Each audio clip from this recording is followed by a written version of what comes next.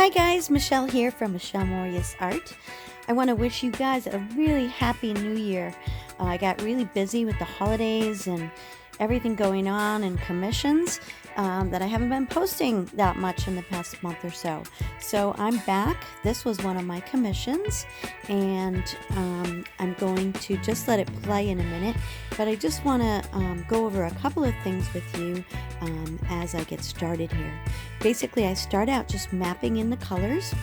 Soft pastel is a lot easier when you have something on the page to blend into, and then you can start to map in where your colors are and then get in with your details. In this case, my reference photo had some crazy stuff going on in the background. They had a big cat tree and all these cat climbing things.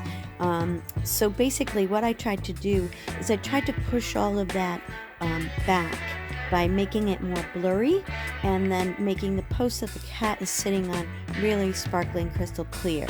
So I did agonize over putting this background in quite a bit because it was so crazy and I couldn't really tell what was going on.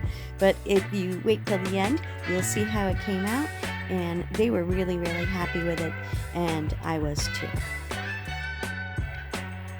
When you're doing a black animal, a black cat or a black dog, try to go in with some purples or some dark blues for your highlight color.